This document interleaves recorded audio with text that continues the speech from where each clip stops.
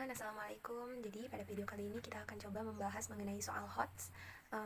Oke, langsung aja. Di sini dikatakan bahwa soal HOTS itu merupakan kemampuan untuk berpikir kritis, logis, metakognisi, dan kreatif. Nah, artinya HOTS ini tuh menuntut seseorang untuk berpikir kritis, untuk mampu menghubungkan informasi yang baru dengan informasi yang telah dia miliki sebelumnya, kayak gitu. Nah, yang kemudian informasi ini tuh nanti akan dia pakai untuk membuat solusi dari suatu permasalahan pada konteks yang belum pernah ia kenal sebelumnya. Nah, jadi pendekatan HOTS ini tuh akan memberikan kemampuan kemampuan siswa terhadap memahami informasi dan bernalar tentunya.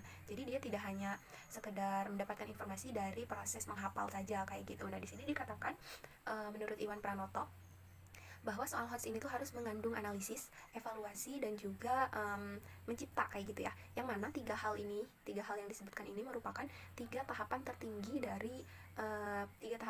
pendidikan yang ada dalam taksonomi Bloom kayak gitu. Nah, jadi soal HOTS ini tuh merupakan pendekatan yang mendorong siswa ataupun mahasiswa untuk melakukan penalaran tingkat tinggi sehingga ia tidak hanya terpaku pada informasi yang ia dapatkan dari proses menghafal saja gitu, melainkan ia juga harus memahami konsep dari apa yang telah ia pelajari dalam proses pembelajarannya kayak gitu. Nah, di sini kita punya 3 soal HOTS.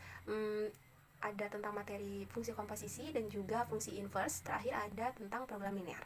Nah, kita lihat satu-satu soal pembahasannya. Assalamualaikum warahmatullahi wabarakatuh. Dengan saya Salma Nur Adibah. Di sini saya akan menjelaskan salah satu contoh soal tentang komposisi fungsi. Nah, soalnya itu jika f 2x ditambah 4 sama dengan x dan g 3 dikurangi x sama dengan x, maka nilai f g1 ditambah g f2 sama dengan. Nah, ini kita kerjakan dengan cara yang mudah, yaitu yang pertama kita cari nilai g1-nya.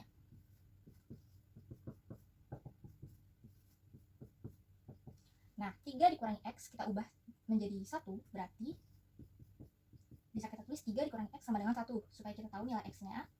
Nah, berarti x-nya itu adalah 3 dikurangi 1, yaitu 2. Kemudian f2.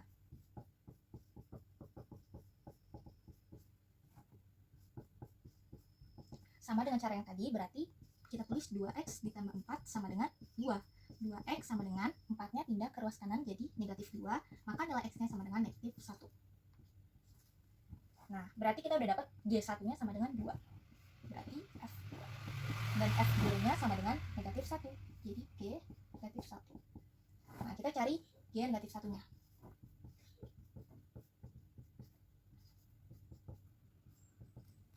Nah, berarti 3 dikurangi x sama dengan negatif 1. Maka nilai x-nya sama dengan, ini negatif 1-nya pindah ke ruas kiri, berarti jadinya 3 ditambah 1 sama dengan 4. Berarti nilai dari g negatif 1-nya sama dengan 4. Nah, berarti kita dapat jawabannya f2-nya sama dengan negatif 1 ditambah g negatif 1-nya sama dengan 4. Maka hasilnya sama dengan negatif 1 ditambah 4 sama dengan 3. Nah, mudah bukan? Sekian dari saya, kurang lebihnya mohon maaf. Wassalamualaikum warahmatullahi wabarakatuh. Assalamualaikum warahmatullahi wabarakatuh. Saya Alvina Della Putri Irawan akan membahas tentang soal HOTS inverse fungsi. Di sini ada soal misalkan fungsi dari f(x) yaitu a kuadrat x ditambah 200. Nah, jika f20 ditambah f inverse 22 sama dengan f inverse 20 ditambah f22 yang ditanya, maka f1-nya adalah, langkah pertama itu kita menginverskan fungsi f(x)-nya. Berarti f(x)-nya itu a kuadrat x plus 200, maka f inverse-nya yaitu x plus 200 per a kuadrat. Oke, kita sudah mengetahui fungsi dari inverse-nya. Setelah itu kita masukkan nilai 22-nya ke dalam fungsi tersebut. Jadi kita masukkan yang f20. Kalau f20 berarti 20a kuadrat ditambah 200. Jika f inverse dari 22 berarti 22 ditambah 200 per a kuadrat. Jika f inverse 20 jadi 20 ditambah 200 dikurang dibagi a kuadrat. Nah, jika f22 jadi 22a kuadrat ditambah 200. Oke, setelah itu kita tulis kembali ininya. F20 ditambah f inverse 22 kita tulis di sini. Jadi f20 ditambah f inverse 22 sama dengan f inverse 20 ditambah f22. Setelah itu kan kita sudah mengetahui nilai-nilai tersebut, jadi kita tinggal masukkan saja. Jadi 20a kuadrat ditambah 200 ditambah 22 ditambah 200 per A kuadrat sama dengan 20 plus 200 ditambah 200 per A kuadrat ditambah 22A kuadrat ditambah 200. Oke, setelah itu kita pindah ruaskan yang F20 dengan F22 dan inverse F22 dengan inverse 20. Oke, kita pindah ruas 200 per A kuadrat dikurang 20 ditambah 200 per A kuadrat sama dengan 22A kuadrat ditambah 200 dikurang 20A kuadrat ditambah 200. Oke, sudah. Setelah ini kita operasikan saja. Jadi 2 per A kuadrat sama dengan 2A kuadrat. Kemudian A kuadrat di sini kita pindah ruaskan jadi perkalian. Jadi 2 sama dengan 2A pangkat 4. Setelah itu berarti 2 dibagi 2 sama dengan A pangkat 4. Jadi A pangkat 4-nya sama dengan 1. Kan kita di sini kita mencari A kuadrat. Jadi A kuadrat sama dengan positif negatif 1. Kita ketahui bahwa kalau positif dikuadratkan tetap positif, jika negatif dikuadratkan yaitu positif. Setelah itu kita kembali ke soal. Apa sih yang ditanya? F1. Nah, kan di sini kita ketahui bahwa fungsi fx-nya itu kan A kuadrat plus x.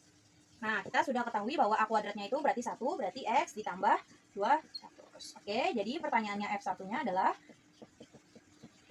1 ditambah 200, hasilnya 201, dan ini hasilnya. Sekian dari penjelasan saya, kurang lebihnya mohon maaf. Wabillahi taufiq walhidayah. Wassalamualaikum warahmatullahi wabarakatuh. Oke, halo teman-teman. Sekarang kita akan coba mengerjakan soal tentang materi program linear ya, yang ada di kelas 10 atau kelas 11.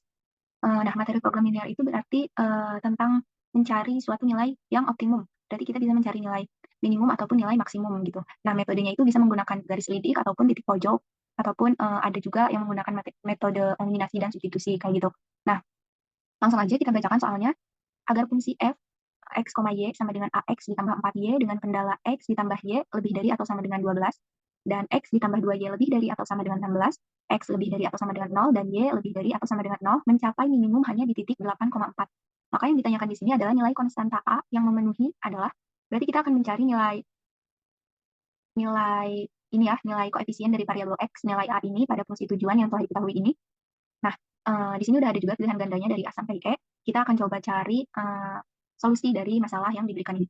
Nah, pertama-tama yang akan kita lakukan adalah dengan menggambar daerah penyelesaiannya terlebih dahulu. Untuk mencari daerah penyelesaiannya itu, pertama kita coba mencari titik potong dari semua fungsi yang diketahui, dari semua fungsi kendala yang diketahui. Berarti pertama di sini ada fungsi x ditambah y lebih dari atau sama dengan 12. Kita cari titik potongnya, didapat saat x-nya sama dengan 0, y-nya itu 12, dan saat y-nya sama dengan 0, x-nya itu sama dengan 12. Terus yang kedua itu ada persamaan, ada fungsi kendala yang ini, x ditambah 2y lebih dari atau sama dengan 16. Nah, titik potongnya ada di sini, saat x-nya itu 0, y-nya itu didapat 8, dan saat y-nya itu 0, x-nya itu didapat 16. Sekarang kita akan mencari titik potong dari kedua fungsi kendala ini. Nah, misal di sini kita ada x ditambah y sama dengan 12, kita ganti dulu tandanya menjadi sama dengan untuk mencari titik potong. Akan menggunakan metode substitusi, maka di sini kita akan coba dengan menggunakan variabel x.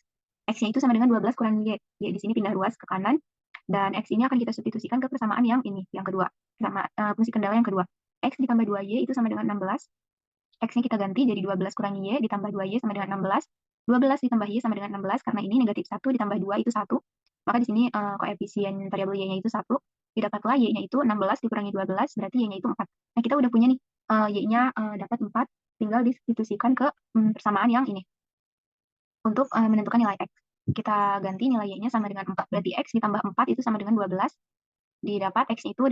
Nah, kita udah tahu nih titik potong dari fungsi kendala yang ini dan yang ini itu adalah di titik 8,4. Berarti nilai minimum yang ini tuh 8,4 ini adalah titik potong dari kedua fungsi kendala yang tadi. Nah, nanti gambarnya jadi kayak gini. Ini titik potongnya ada di 8,4 ya. Lalu setelah ini berarti karena ini x ditambah y itu lebih dari sama dengan 12, maka nanti arsirannya jadi ke atas kan. Yang di garis ini arsirannya jadi ke atas, dan yang di garis ini satu lagi di x tambah 2y lebih dari 16 juga ke atas, karena lebih dari kan. Nah, nanti didapat daerah penyelesaiannya itu kayak gini. Nah, setelah ini kita dapat titik pojoknya, kita tulis dulu di sini titiknya supaya kita tahu ada titik A dan titik B, juga terakhir ada titik C.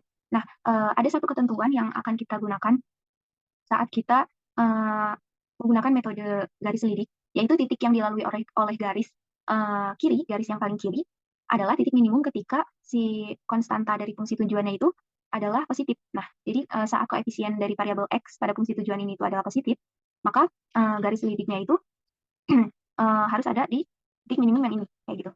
Kita coba gambar garis lidiknya. Nah, berarti ada di sini kan. Nah, garis ini tidak boleh melewati batasan yang ada, karena posisi garis lidik pada fungsi tujuan itu kan ini nih. Nah, garis ini tuh tidak boleh melewati batasan yang ada, jadi pergerakannya itu nggak boleh keluar dari sini, antara titik 12 dan 6, juga antara titik 12 dan 8.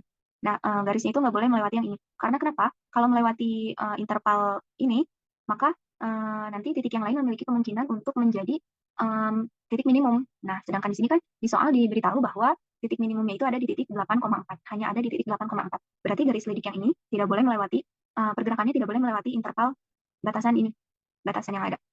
Nah, kayak gitu.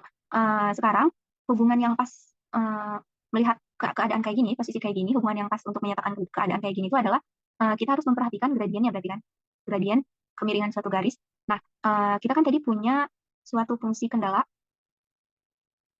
ada f sama dengan ax ditambah 4y, maka gradien dari garis ini itu adalah, misal kita sebut sebagai mf, berarti gradien fungsi f ini adalah negatif a per 4. Karena kan mencari suatu fungsi dari mencari suatu gradien dari suatu fungsi y sama dengan ax tambah b itu sama dengan negatif b per a. Nah, di sini b-nya itu ada di 4, negatif a per b, a-nya itu ini, b-nya itu 4. Nah, jadi didapat gradiennya itu, gradien dari fungsi kendala yang ini tuh negatif a per 4.